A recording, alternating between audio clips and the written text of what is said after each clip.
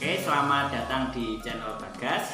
Sebelumnya perkenalkan, nama saya Ambrosius Karisma Bagaskara, NIM 181134125 dari Prodi PGSD.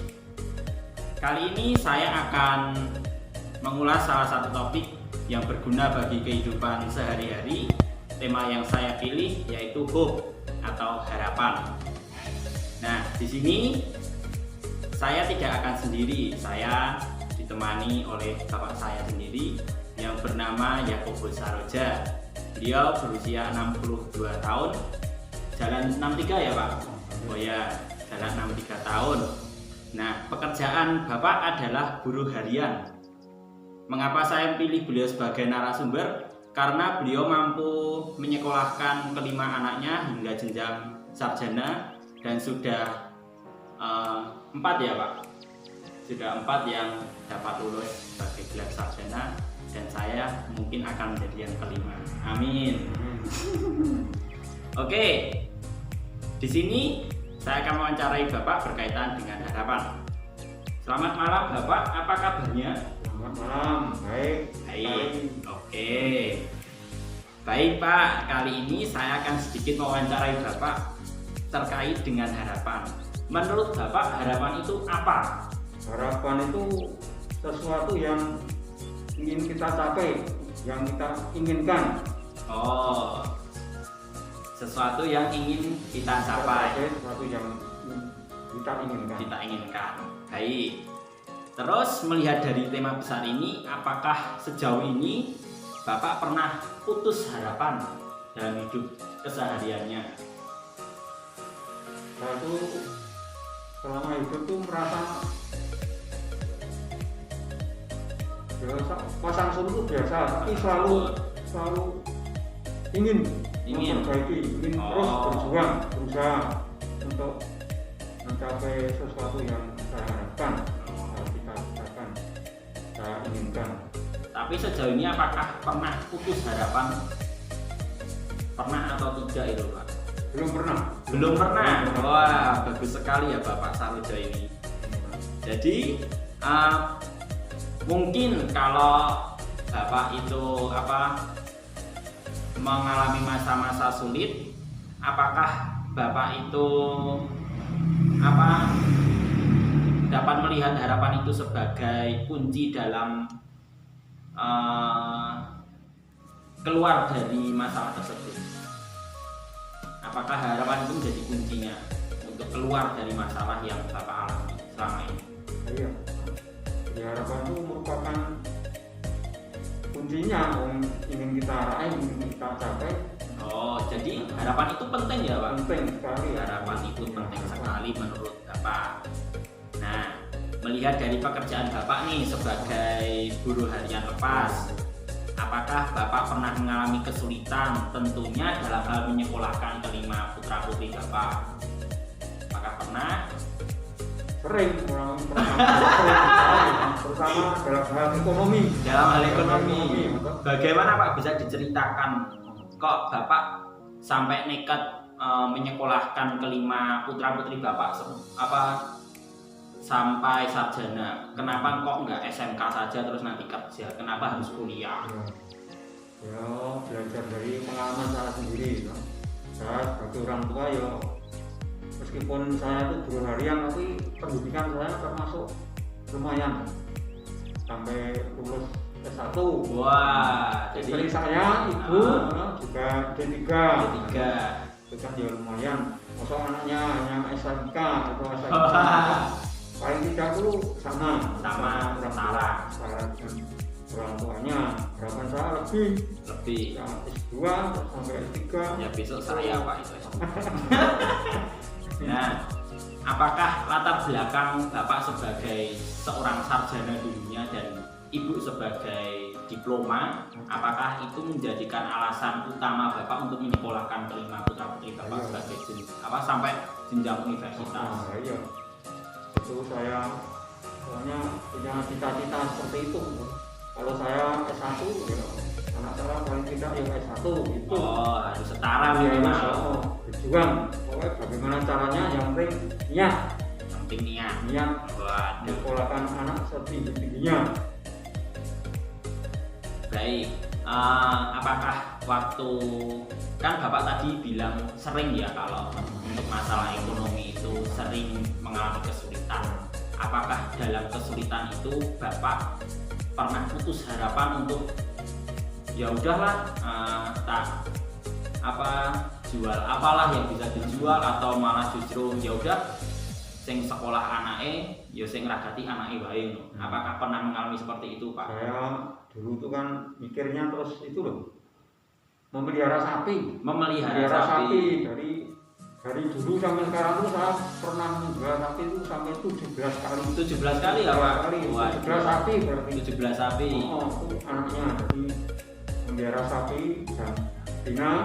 Ya. Terus punya anak, itu kalau beranak beberapa bulan dijual. Itu uangnya buat apa, Pak? Ya itu untuk membantu membiayai pendidikan anak. Oh, bagus sekali ya, Pak. Jadi solusinya itu Bapak itu memelihara sapi untuk memenuhi kebutuhan terutama pendidikan putra-putrinya Bapak. Nah, apakah hanya menjual sapi saja Bapak dapat menyekolahkan kelima putra-putri Bapak sampai sarjana, Pak? Apakah hanya itu saja? Di samping itu juga minta pinjam. Jadi pinjam di BRI. Oh, pinjaman. Jadi kan utang gitu ya, Pak? Oh, enggak apa-apa, yang penting bayar. BRI. Kur.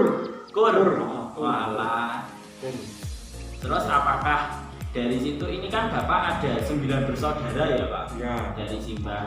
Nah, apakah saudara-saudara Bapak waktu Bapak mengalami kesulitan itu ikut prihatin atau justru kayak ya udah itu urusan Bapak ya urusan sendiri, apa ikut membantu dalam hal ini? Jadi saya punya kakak 3, adik 3. Oh. Jadi kebetulan saya tuh termasuk ekonominya kurang. Tapi anaknya banyak. Ekonomi kurang, anaknya banyak. Jadi syukur pada Tuhan. Ya. Kakak-kakak saya atau Pak adik itu yang memberi perhatian pada adik, memberi perhatian pada keluarga saya. Ya.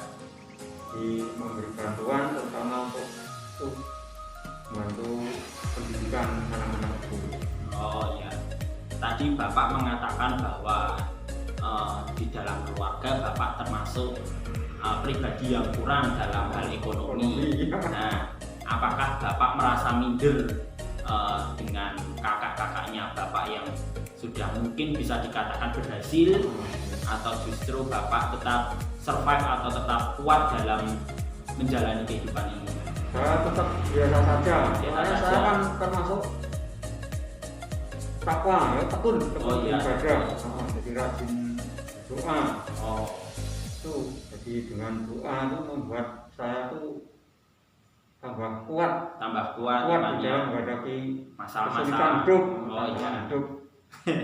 Jadi melalui doa itu solusi Bapak ya untuk dapat keluar dari masalah-masalah itu. Nah, terus ada pertanyaan lagi, Pak. Hal yang Bapak lakukan saat Bapak mengalami masa-masa sulit selain berdoa itu apa? Masa sulit? Ya, kayak tadi menyekolahkan anaknya itu. Hal kecuali menjual sapi, terus berdoa, sama minta bantuan saudara-saudara dan sampai utang sana sini. Apakah ada solusi lain yang Bapak lakukan waktu itu? Solusi lain antara lain itu saya dulu pernah minta bantuan dari dinas sosial juga pernah. Jadi waktu ini Ratri itu saya pernah di dinas sosial Kabupaten Bantul. Oh iya. Itu minta bantuan dari dinas sosial. Dari dulu kan harus aktif sendiri, tidak seperti sekarang ada bansos. Ya. Tapi kalau dulu saya cari sendiri, cari cara-cara keperluan, terus langsung menghubungi dinas sosial Kabupaten Bantul. Pernah dapat saya. Pernah dapat. 2 kali, 3 kali. Itu uangnya pure untuk membiayai. Untuk kuliah misalnya Juni. Ya, misal Juni. Pernah dapat 2 juta. 2 juta.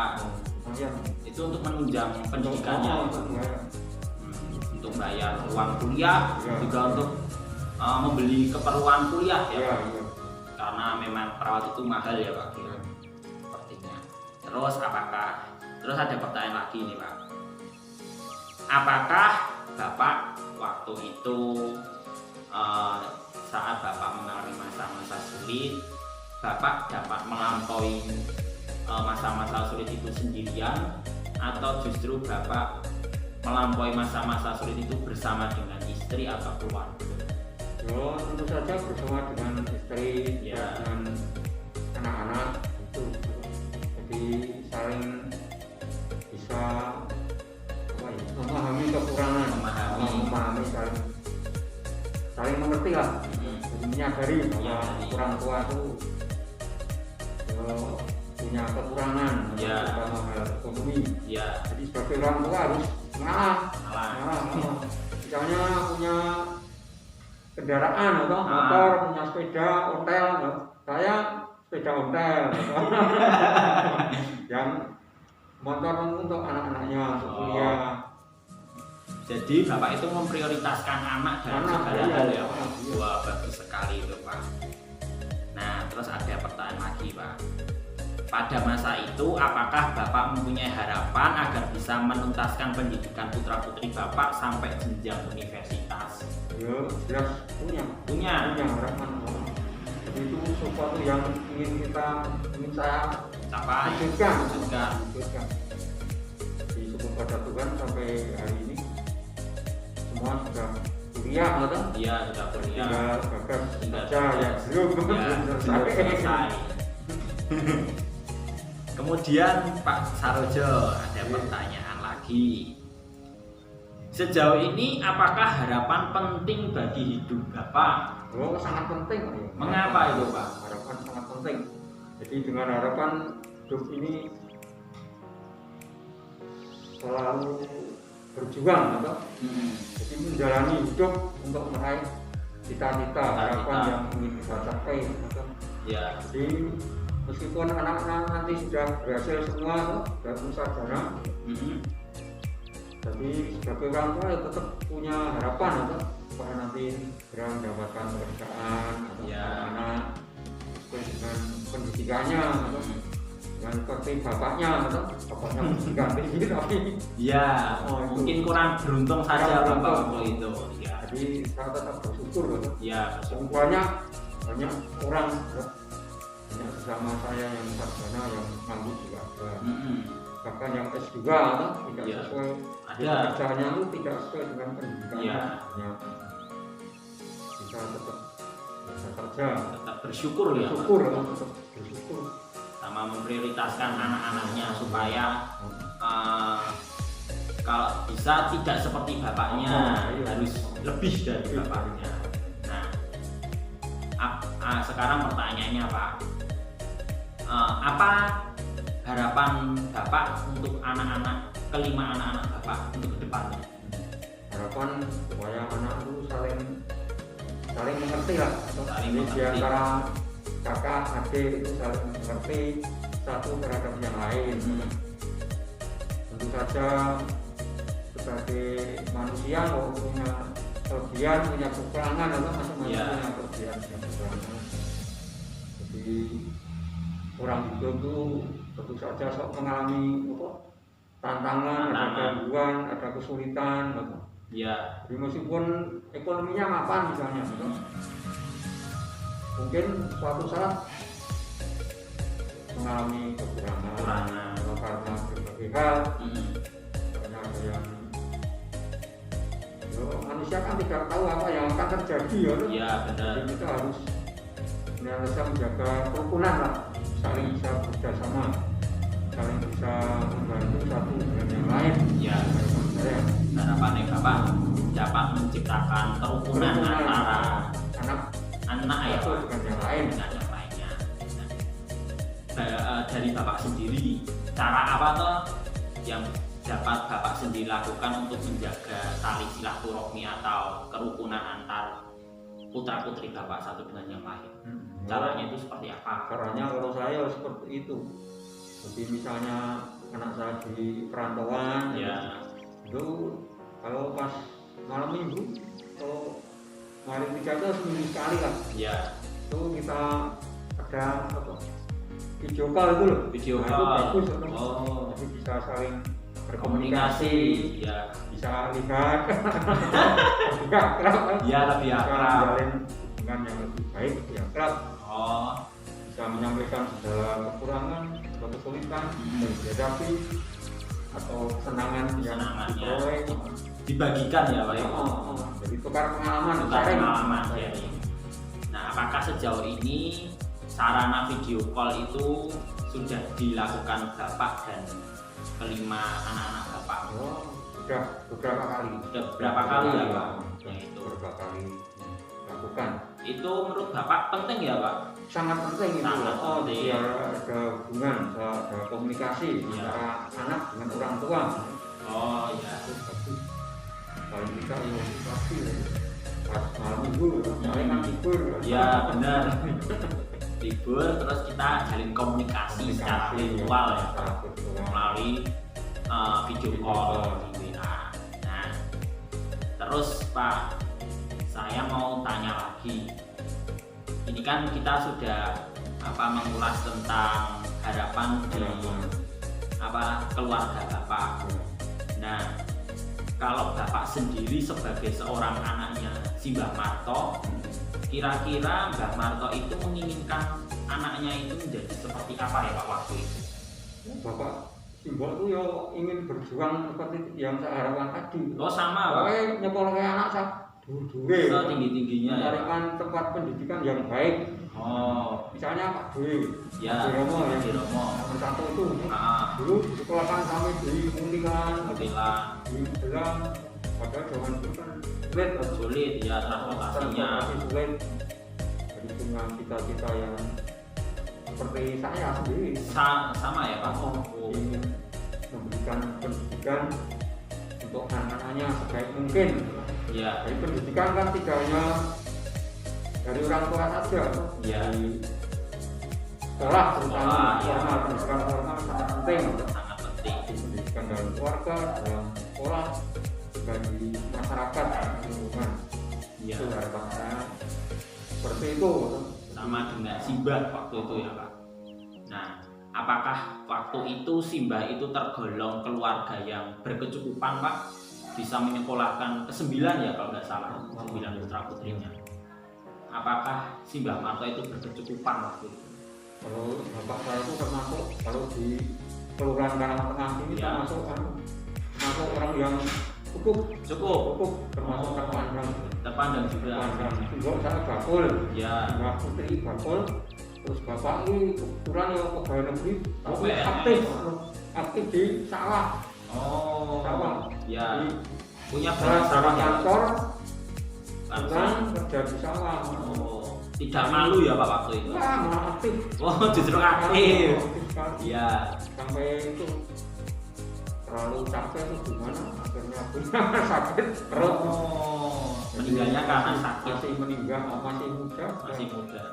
Habis pensiun terus beberapa bulan meninggal. Kira-kira umur berapa itu Pak? 56. Oh, masih 56. 56. Oh, 56 sudah. Jadi barisan pensiun Ya. 15 tahun. Nah, melihat dari situ, jadi kan Simbah Marto yang putri itu kan dapat dikatakan menjadi orang tua tunggal untuk anak-anaknya yang lain. Apakah waktu itu Mbah Marto putri juga kewalahan dalam menghadapi masalah-masalah dalam hal kebutuhan hidup sehari-hari dan sekolah anak-anaknya Pak? Ibu tuan, pinter cari uang. Pintar cari uang. Orangnya tuh ya Gemi itu tadi, Gemi Stiti. Gemi itu apa Pak? Gemi itu pokoknya hidupnya hebat gitu loh. Oh, itu hebat. Gemi Stiti, hati-hati. Jadi menggunakan uang tuh harus tepat sasaran gitu. Oh, Jadi harus bisa memprioritaskan. Wah, ini untuk anak saya. Misalnya punya makanan, punya tempe, ya. tempe itu terutama untuk anak-anak ibu ya malah. Oh, orang tua yang Orang tua malah. malah. Jadi saya niru orang tua saya. Oh, bapak itu meniru Bapak sungguh bapak sungguh. ibunya. Oh, jadi teladan yang baik dilakukan bapak saat ini sampai sejauh ini. Baik Pak. Jadi kita sudah belajar dari Bapak dan Simbah berkaitan dengan harapan, kesulitan, tantangan, solusinya juga untuk keluar dari hal-hal atau peristiwa-peristiwa yang mungkin dulunya itu meresahkan atau mengecewakan atau justru menjadi hal-hal yang sulit untuk dapat melampaui hal itu semua. Nah sekarang Pak, untuk pertanyaan terakhir, di sini kan ada 5 anak dari Bapak, ya ada Mbak Ratri, Mbak Dini, Mas Dalu, Mas Niko, dan saya sendiri Bagas. Nah sekarang saya meminta Bapak untuk menyebutkan satu kata terbaik untuk masing-masing anak Bapak. Dimulai dari Mbak Ratri, satu kata saja Pak.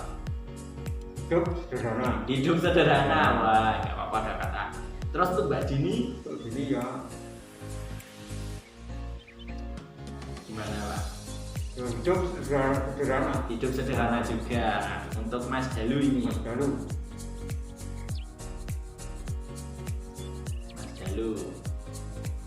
Harus lebih berani. Tegas ya Pak, tegas jadinya. Untuk yang keempat Niko.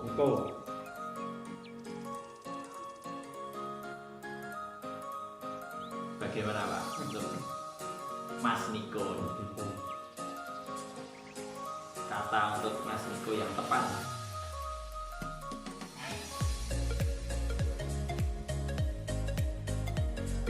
Setia dalam hal apapun ya Pak. Terus untuk saya sendiri Bagas sebagai anak bungsu, hidup sederhana. Sering jajanan. Waduh ya, saya terkenal jajanan itu Pak. Baik semuanya, terima kasih sudah menyaksikan video tentang harapan yang saya tadi ulas bersama dengan Bapak saya. Semoga video ini dapat menginspirasi bagi teman-teman dan keluarga-keluarga lain dalam hal menyekolahkan putra-putrinya ke jenjang universitas. Nah, semoga video ini dapat bermanfaat bagi kita semua dan jangan lupa di like, komen, dan subscribe. Sampai jumpa di video saya selanjutnya. Terima kasih.